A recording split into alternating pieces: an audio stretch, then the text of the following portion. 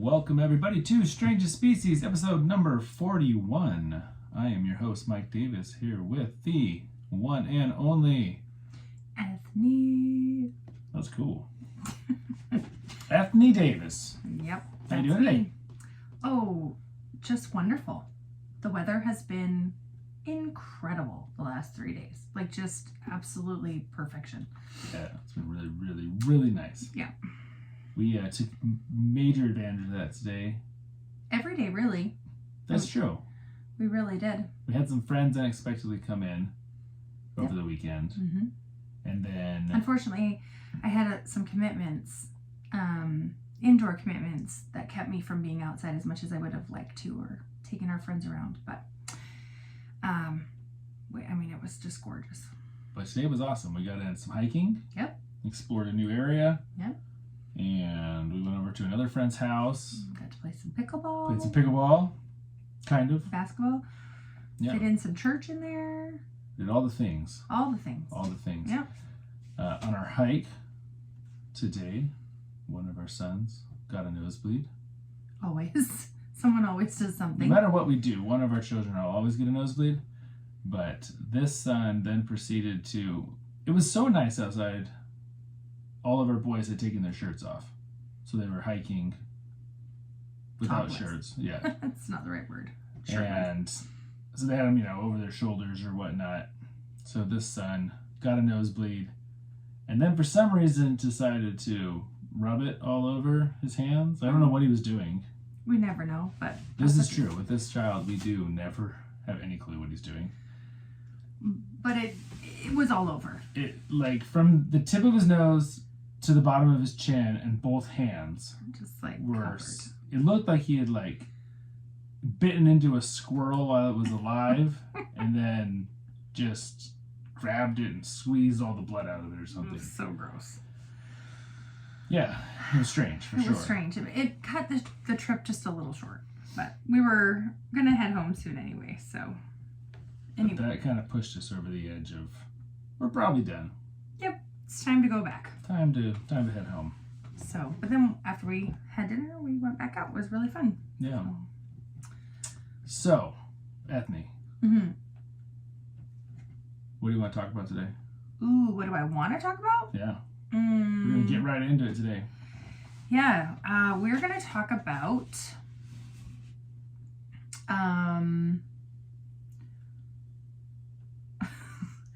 I have no idea. You have no idea. I had something in mind that I was going to say. Actually, before we talk about anything, if you are one of our regular listeners, so last week we did a video filming. Yep, first time. I made 2 really cool intros, and I could not get either of them to upload to YouTube. Okay. So I eventually just uploaded the raw video, and it was not good. But at least it was up, because I told people I was going to do it. So, this week probably won't also have a cool intro, because I haven't figured that out yet. But this video will still be up.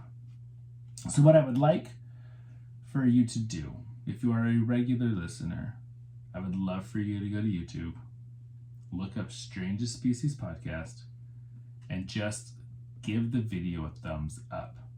If you want to subscribe, that would be even cooler. But if you don't, so be it. But if you just give it a thumbs up and make a comment, write something in there about the video. You can say, Ethne, your eye, it looks so not bad. Or you can say, Mike, you need a haircut. Or whatever it is you want to say. Or your shirt literally has holes in your it. Shirt. Your favorite shirt is falling apart. It is my favorite shirt. He loves this shirt, you guys. When you have a favorite shirt, you just have to hold on to it forever. I even tried to find him a new one. She bought me the exact same shirt in green. But it's not the same. But it was 2 years later, it's a different material. It just doesn't fit the same. It's very sad. It does have the same. This one's got a big hole on the side from where our dog... It has She jumped up and bit me? Like we were playing? No, she didn't bite you. Yeah. Well, she was trying to... Like I had her rope and stuff. Yeah. She was trying to get her rope. Yeah. We were just playing. But she put a hole in it. Oh, yeah. You got stains on it. Love it. I tried to get him a new one, but he just... It's an absolute no. It's an absolute no. But anyway, so we'd love for you to go, find the video, give it a thumbs up, leave a comment. Okay. If you want to subscribe, great. But YouTube would really help things grow a lot. But we still do have a lot of wonderful listeners, literally at every continent That's around the pretty world, fun. except for Antarctica. But I don't know if they track Antarctica. We're seeking to get Antarctica just because it would be cool. That would be cool. Yeah. So, hey, have you ever been on a cruise? No. Really? You're not talking about a cruise, are you? This is a little too close to home still. We might be talking about a cruise, but a river cruise. Okay, out in Europe? Out in Europe. Okay. Not an open water ocean cruise. So, the Bairds, Chandler and Daniel Baird, Mm-hmm. they just came home from a river cruise. That's why I know about it. Okay. Or when They I do said, the Viking cruises?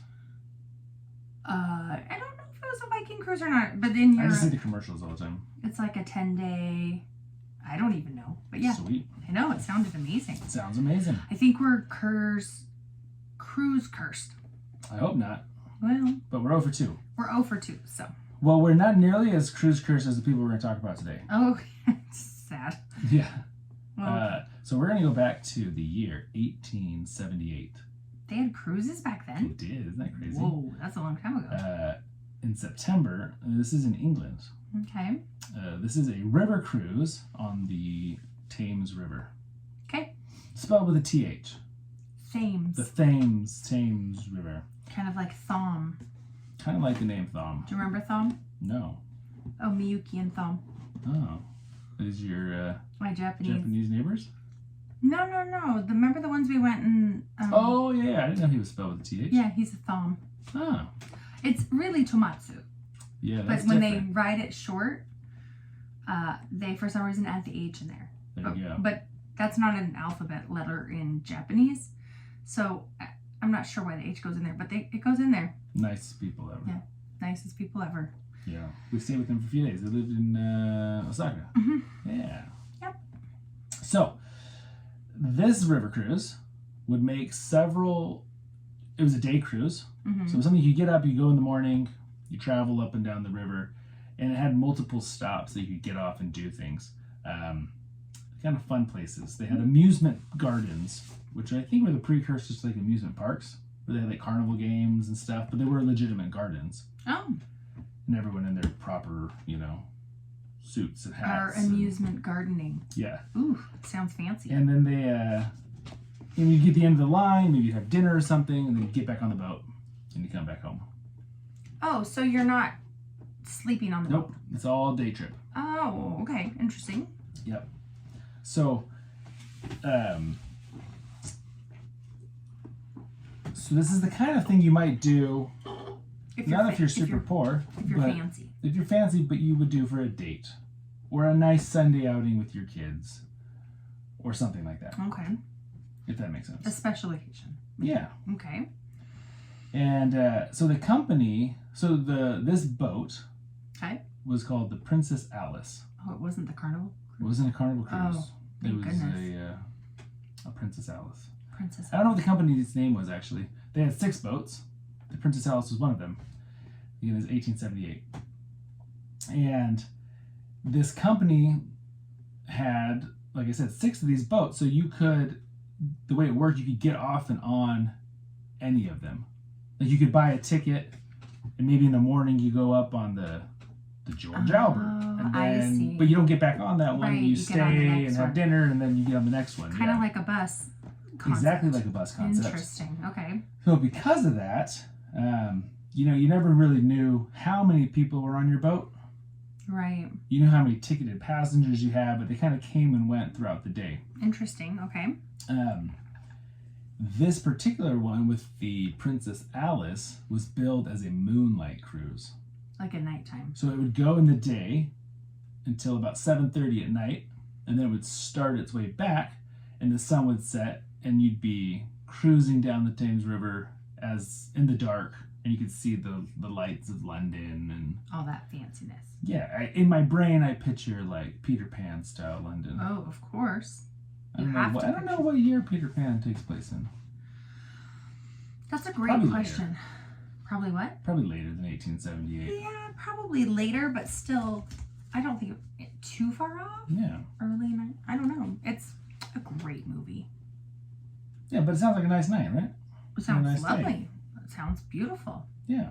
It reminds me of when we went on that WSU toga cruise with Walter. Yeah. Yeah.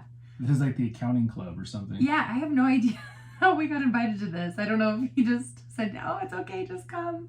Yeah. We had to wear togas and. So I grew up on the Columbia River, and they had this massive. Like a riverboat. It's a riverboat, yeah. That you Does can. it have the big thing in the back that's? I think so. Yeah, that like spins or whatever. Yeah.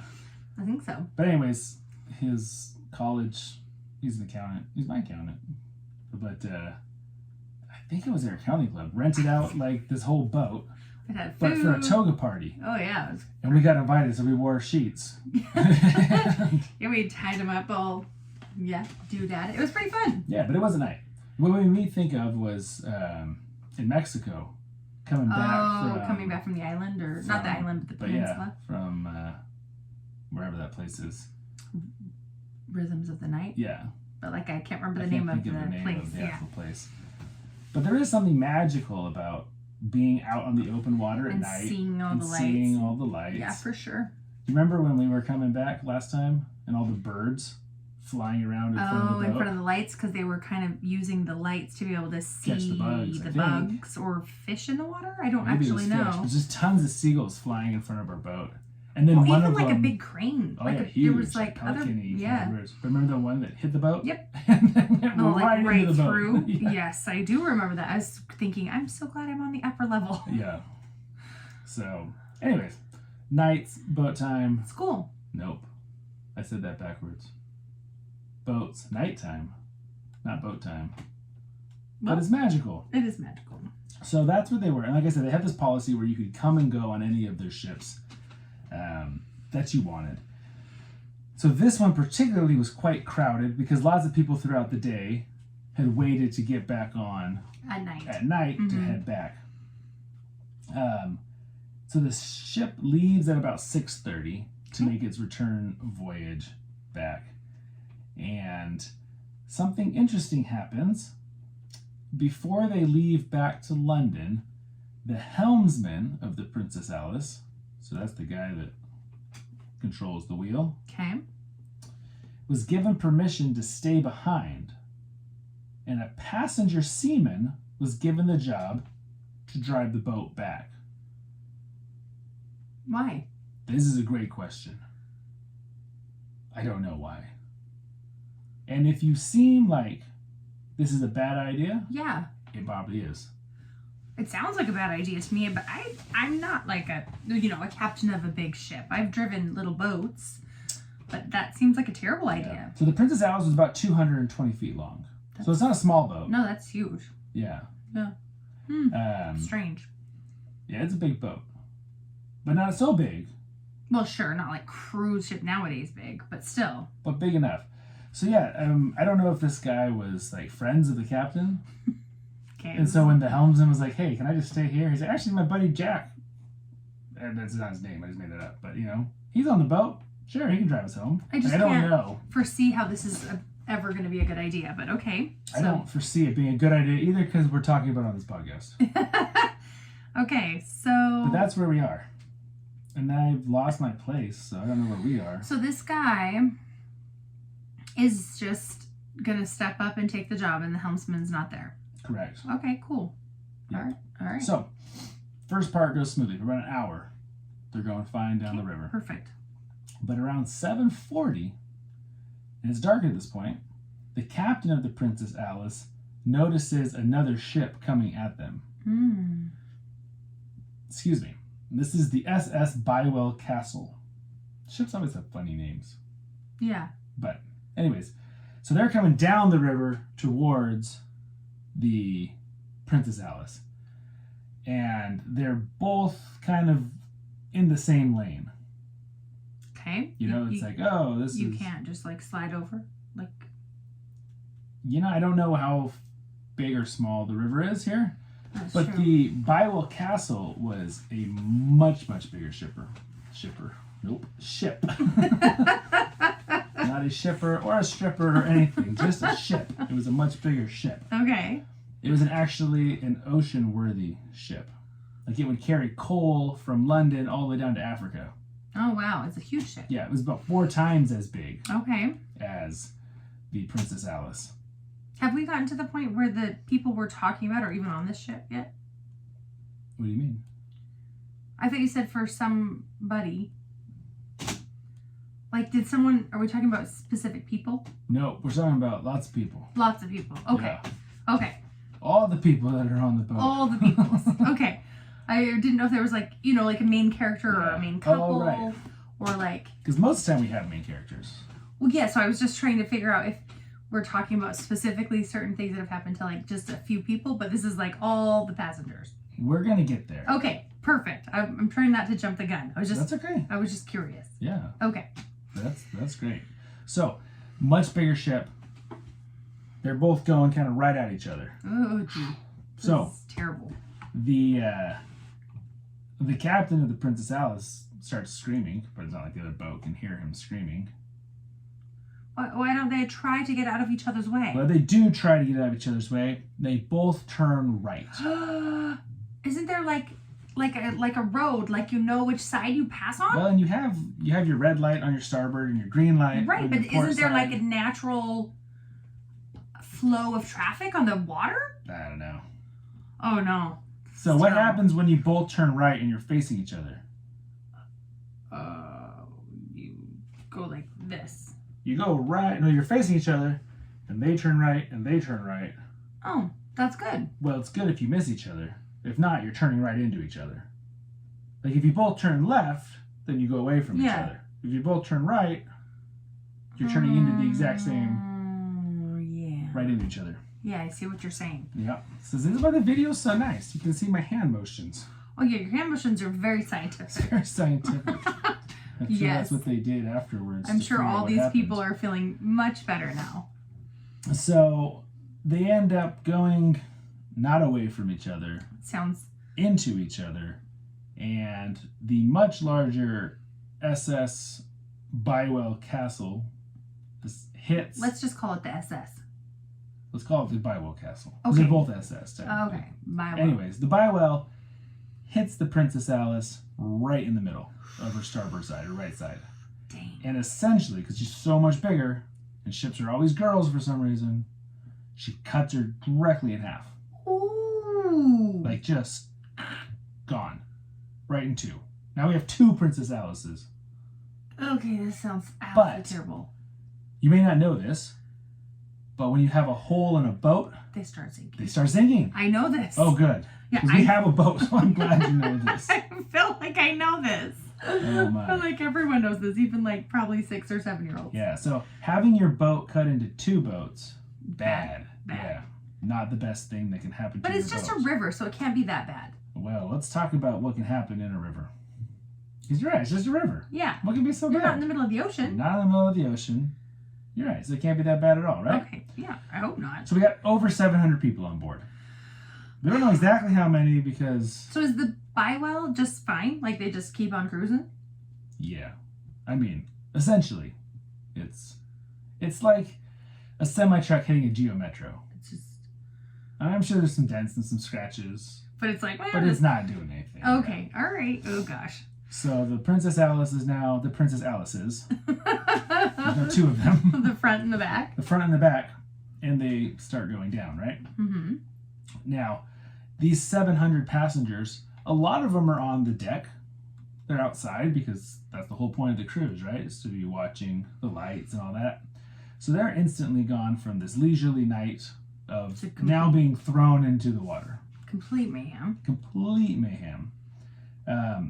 And when you have a ship split in 2, they sink really, really fast. Well, the other thing about that is, like, I feel like a lot of things would have gotten ruined. So even if you had safety boats or whatever to deploy them and to whatever, however that works, I mean, you might need the controls from one half of the boat or, oh gosh, this just sounds... It's true. So the Princess Alice actually had 5 watertight compartments built into it to control flooding.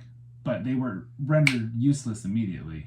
Because you're not planning for your ship to get broken into 2. You're expecting a hole in your ship, you know? Oh, this is terrible. And so, everyone's being, thrown into the river. But you say, how bad can a river be? A couple of things are going on. More than anything, here. I just feel like as a human, I can see land in sight. I can hopefully get to the edge. Right. Now, it probably has walls. Yeah, I don't know. Or I don't know. I mean, so it just doesn't feel like as terrifying to me. Obviously, if you were right where it got hit, then you're probably injured. But I'm just thinking like, okay, I'm a human. I can see the end. I can get to the end. I can get to the side of the river. Right. So that's where I'm at. So we got a few things going on with this. One, most people, surprisingly, back in Victorian times, couldn't swim. Oh. I mean, you have a natural ability to try to keep your head above water. Sure, but yeah. Two, they all wear well. These are generally more wealthy people. They're wearing wool, heavy, suits and big fancy gowns. And this is why you should always travel in sweatpants, everybody. They probably have corsets and they're half passed out already. Third, when you have a ship going down that fast, it's pulling everything down with it. Like it's all this negative pressure in the water. So it's hard to get away from a sinking ship that's going down that fast. The ship sank in 4 minutes. Wait, both halves or just one half? Nope, both. And that's how fast, that's how cleanly it was cut. Wow. So you had like zero time to... Really? You watch the Titanic, they're playing their music, like, oh, okay, everyone have a good death, like we're going out nicely. Yeah. This is chaos. But the thing that really made it the worst of all was that this part of the Thames River was where both the north and the south sewage systems dumped all of their waste twice a day. And when we say twice a day, 75 million gallons of waste twice a day. Oh, sick. Yeah.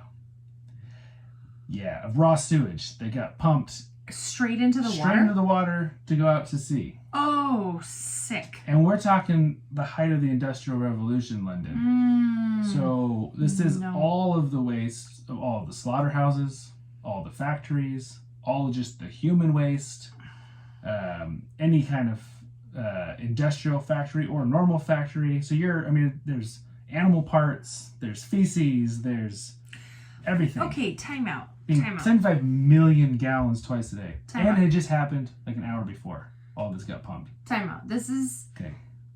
Time out. We're out. I can't. Okay, hold on. Whoever, maybe they do this all over the place, thought that this was a good idea to put all of this in a river in like chunks. Like if you're on this beautiful river cruise and you're looking out on the water and you're seeing and smelling this, is that not strange? It's kind of like faux pas. So I've thought about doing an episode on this at some point. There is a thing in Victorian England actually called the Great Stink, because the river was so terribly bad that it was a legitimate problem for all of Londoners. Well, obviously. And so and I don't remember this is before or after the Great Stink. People everywhere think this is a good idea to just go straight into the river? Well, we're going to talk a little bit about that later. Okay, I'm sorry, I can't. No, you're good. We get here all the time. Okay, so they had just done this 1 hour ago. Yes, this was the common thing to do. I can't handle this. And so it wasn't even that they were sinking in water. They were sinking in a thick, black, tar-like sludge that was super toxic. Oh my gosh, this is literally a nightmare. So when you hit that water, it's not water. It's something else. One chemist described it as this, I quote, "2 continuous columns of decomposed fermenting sewage hissing like soda water with baneful gases, so black that the water is stained for miles and discharging a corrupt charnel house odor that will be remembered by all as being particularly depressing and sickening." Unquote. I should have read that in a British accent. Yeah, you should have. That would have made it better. That would have. So, like I said, the Princess Alice sank in 4 minutes, but into this super pitch black toxic sludge. So people not only could they not swim, and they were in these heavy coats and even if you could swim, probably have serious issues. And so Oh. is right. So the crew of the Bible Castle obviously are like mortified. Like they're just on the deck as well. They're not driving the boat or anything, right? So they're throwing ropes, they're loading lifeboats, they're trying to do anything they can. Help. They said the scene was just imagine it's pitch black, right? And just screaming, Oh. the sound of the boat going down. And they said within 10 minutes, it was complete silence. Either you would have been rescued or you were dead at that point. Because of the toxicity? Or because Either you drown or... Like you literally... But it literally couldn't just was swim. dead silent at that point. There was no one else calling for help. There was no one else. And so either you drowned in a sewage of dead animals and feces, or like you said, they got you with a rope or a boat, but it was very, very, Do you tell us like how many people made it? So about 130 people were rescued. Out of 700 and some. They don't know the exact number. They think between 650 and 750. So about 700. So 130 were rescued, but like I said, they don't know how many officially started. Yeah. One person who survived said the following, and I quote, "I noticed something very peculiar in the water. Both the taste and smell were something dreadful, something I could not describe. Having been down to the bottom and having rose again with my mouth full of it, I could give a very good picture of it. It was the most horrid water I'd ever tasted, and the smell was also equally bad." Unquote. It's a very kind of a funny description of how terrible that I mean, that's not funny at all. It's absolutely wretched. Just the thought of all of it. But they lived. So 130 lived. No, I mean like the person that actually got water. Yep. Sounds like in their mouth. They still lived. They did. Now, there was, of those 130 that were rescued, a fair number of them did die shortly thereafter, just due to the toxicity of the water. Having consumed so much of it, they just got sick and died. Yeah, I don't know how that's... I mean, even think of your foot. Your foot just got like in the water of Katrina, right?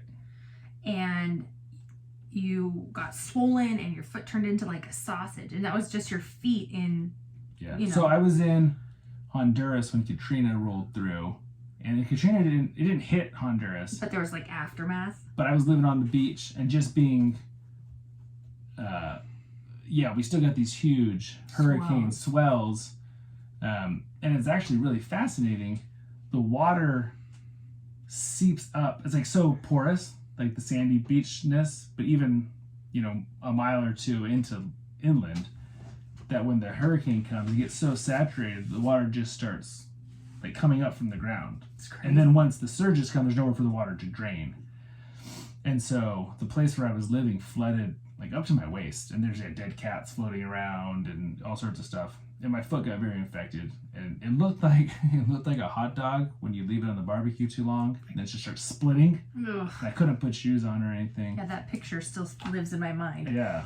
And that was, you're right, not even anything like this. So it doesn't sound anything as bad. I mean, there still was... It's dirty water. Dirty water and dead animals, but not to the same, obviously, degree as this. No. This is terrible. Yeah. So, yeah.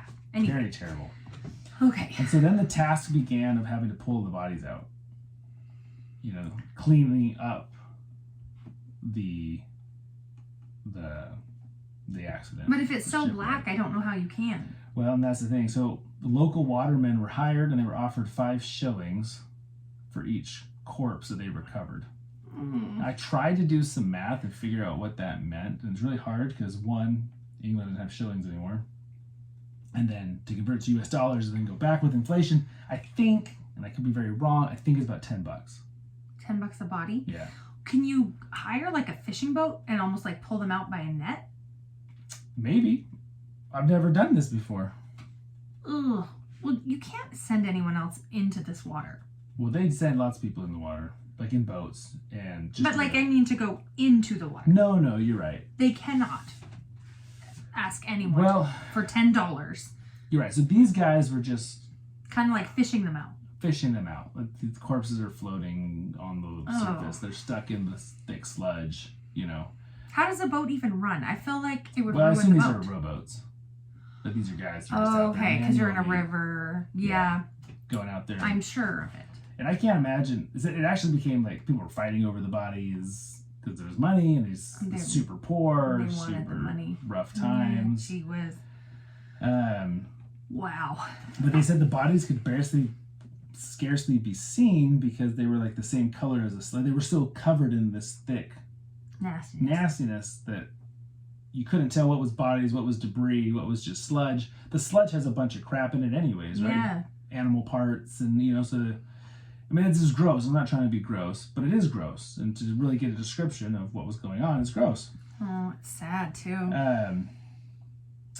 The other problem they had is once they pulled the bodies out, they couldn't identify them because they couldn't get the crap off of them. Were they trying to still identify all of them? Yeah. Yeah.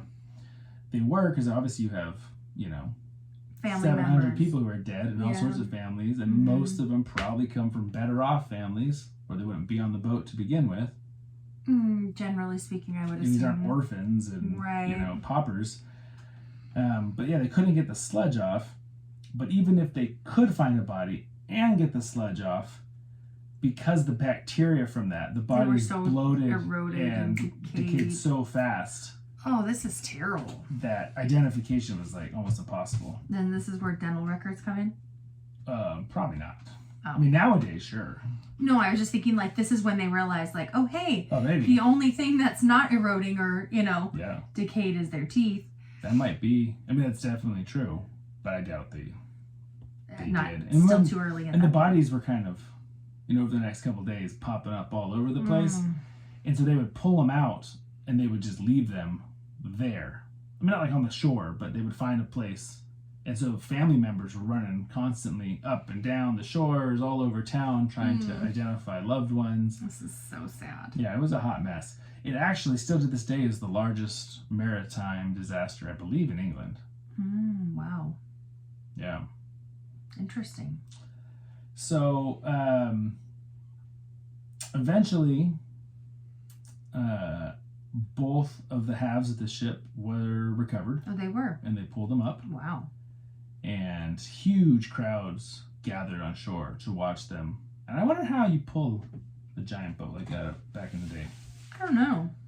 Because, I mean, those are 100 feet long each, 110 feet long, roughly. And they're so full of stuff.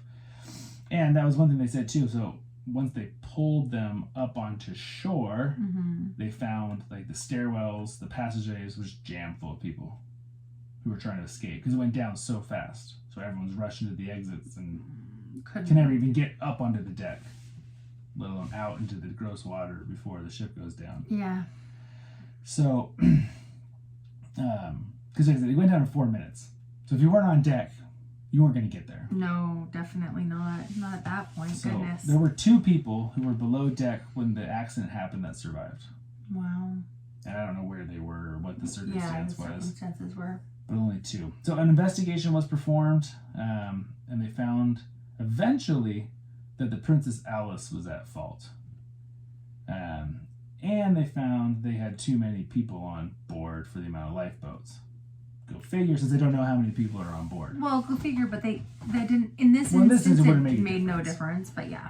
Because there ain't no time. Time. Yeah, there's no time.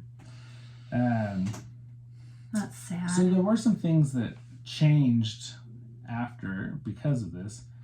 For one, it was decided, you're going to love this, Ethne. You ready? They decided it probably wasn't a good idea to dump 75 million gallons of raw sewage into the river twice a day. Whoa! I'm glad they figured that out, that this was like the turning point that helped them figure that out. I feel like you could have figured that out without this, but that's maybe just me. Your job here is to come up with good solutions. So here's my question for you. You've got 150 million gallons of raw sewage every day. You're not allowed to pump it into the river anymore. So what do you do with it? Oh, that's good that you don't want to pump in the river, but you still got to solve the problem. Find a landfill? Maybe. Pump it to the landfill? And then you just pour it into the ground? Well, I mean, toxic waste in the ground is good. Start This is where the Ninja Turtles come from, by the way. sewer treatment plant. That's a really good idea today. Well, maybe that's when this started. They're like, hey, what can we do with this? So they didn't do that. I mean, obviously we do something with it all today. We That's don't true. dump it into the waters, right? We do not. What they ended up doing was they made these special boats. And they would pump it all into the special boats. And then instead of dumping it in the river, the boats would take it out to the ocean and just dump it directly in the ocean. That's such a great idea. How long do you think it took them before they stopped doing that? Before they figured out that wasn't a good idea? Probably a couple decades. Nope. Tried like 100 years. 1998 is when that stopped. 1998? Yeah. Like when you were in high school. Wait, they've been doing... This is terrible. I can't even. Are you serious right now? That's what the internet told me. And I always trust the internet. Yeah, you should trust the internet, I guess. I can't even handle this. This bugs me so bad. I mean, I will say the ocean has the capacity to break down and biodegrade terrible stuff faster simply for its salt water. But that still doesn't make it okay. No, it definitely doesn't make it okay. It blows my mind how big the ocean really is. You know, like let's say you take a cup of water and you put a drop of, blue food coloring in it. And the whole thing's blue. You do that same drop into a swimming pool, you don't notice it. I mean, it's still there, but you don't notice it, right? Yeah. And it just blows my mind that you could be pumping hundreds of millions of gallons of waste into the ocean.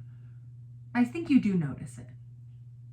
I mean, yes, obviously. But as a general, like you walk to the beach, you're like, oh, it still looks like a blue ocean. Yeah. I don't know. I've never been to that part of the world, but I really can't imagine that it looks that great. Yeah. I don't know. I mean, maybe now since they stopped doing it in 1998, it's finally decided that it's like, oh, we can get over this. But that's so terrible. So terrible. All that waste. They also did change some of the rules on kind of like boating and like a road. Yeah, well, having okay, you should probably know how many people are on your boat. True. And you should probably have enough lifeboats for them. Yeah, true. These are all good things. Yeah. So the company actually went bankrupt about 6 years later. Aww. They couldn't make it. Because of that crash, you think? I don't know if it was particularly because of that people crash. Were afraid after that, or maybe the river cruises and the sludge just weren't that great of an idea to begin with. I mean, can you imagine even if the trip went perfectly well? How disgusting that is. Yeah. You're like, oh man, this part really is terrible. But you live in that filth all the time.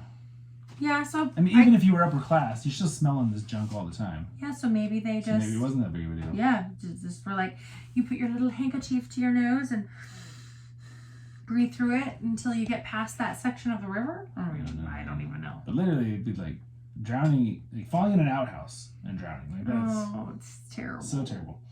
So sad. So the SS Bible Castle, the other ship, it did get away without really much of a scratch. But in 1883, 5 years later, it was caught in a huge storm in the ocean off the coast of Portugal and was never heard from again. Oh, so it ended up going down too, but for very different reasons. But that wouldn't have been on its trip taking coal to Africa? Or would it have been? Yeah. Okay. Portugal's right there. So some storm happened. And they just... Right across from Morocco. Right. Huh. Interesting. Yeah. That exact same ship? Yeah. I wonder if there was collateral damage from running into that other boat that maybe they never...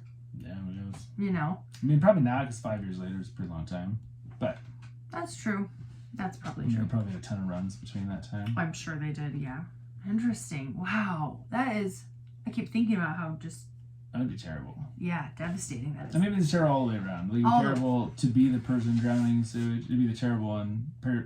Terrible to lose a loved one that way. Yeah. There were a ton of kids on the boat. Well, and just trying to rescue, and then, you know, both boats trying to turn out of the way, and then the guy who said, hey, let my other friend, you know, drive the boat, and then, I don't know, there's just so many things, you know? So it's interesting. When I do a lot of these scripts, I will find a story, and then I will usually find like 3 or 4 accounts of the same story. And go through them, and then I'll find articles on it, and you know, all the things. And that detail of the helmsman leaving and someone else coming, I only heard on one spot. But it's a guy that generally is way more detailed than a lot of other people that I listen to. Because that was, to me too, like a really big red flag. Like, just weird. Like, why your pilot or helmsman would leave, and then you just let some random, not a random guy, he was still a guy well versed with navigating waters, right? You know, but that just seems, I don't know, weird. That does seem strange. But I mean, again, all these ethical things, kind of like, it's probably not really ethical. You wouldn't ever be able to do that, you know. Definitely not. Probably weren't even a thing to even be contemplated back then. That's true. I mean, you know, the world. Yeah, I'm sure Industrial Revolution times in London, there was all sorts of stuff that, and you know, you're evolving as you learn. So yeah, it's too bad though that so many people had to be lost in such a tragic way. Of the Radium Girls? So I thought about doing an episode on that. Maybe we will sometime. Radium Hot Springs? No. I've been there. Have I been to Radium? No. Been to Invermere. You've been to Invermere, yeah. So, yeah, this was, like I said, the biggest maritime disaster in England, I think. It was all of England. Yeah, cool. I mean, not cool, but yeah, cool. I mean, it's cool to know that that was the biggest one since then. Like, they obviously learned from their mistake, right? Like, it's good to know that some changes were made from that and they learned from it, and, you know, that's a good sign. That is a good sign. But just a sad the whole thing is story. Yeah, so sad. But so yeah, strange. That's all I got for you today. Strange situations. Yeah. Well, that's okay. Yeah. Last episode was a little long. This was a little short. Just come and we go. Yeah. So again, if you can, please do us a favor and go to the YouTube video and just like it and leave a comment. I don't care if you watch the whole thing. It may be nice if you watch the whole thing because it tells YouTube, but it tells YouTube that they've watched it. Right, like it shows how long. Oh, okay. So maybe you can just scroll to and then watch the last like 3 minutes. Because YouTube won't know that you scrolled. They will. Yeah, they're much smarter than me. But that's what I was. I was kind of thinking like they probably would know that too, but I don't actually know these things. So, but we're having a super fun time with it. So again, we really appreciate it. We'll be back next week with another episode. Yeah. About something. I'm not sure what yet, and Anthony definitely doesn't know what. No. Nope, I sure don't.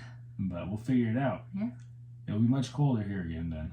Hopefully not. Hopefully the weather holds on. Actually, so this is my favorite time of year. It's March Madness. Today was Selection Sunday. If you're not in the States, huge college basketball tournament to crown the national champion. My 2 teams both play next Thursday. And so if they lose, might not even want to do anything. No. Well, actually, I'm glad it's That's true. Yeah, actually, I won't be around. Week? Yeah, I think it's going on a girls' trip. Yeah, girls' trip to Canada. So if his teams lose, I won't be around for kind of the grumpiness. I do get a little grumpy. Yep. But if they win, I won't be around for the happiness. So, you know. And if they win, they play again the next weekend. So. So I'll be around for that. All right, everybody. All right. Have a wonderful week, and we will be back next week. Have a good night. Episode. Bye.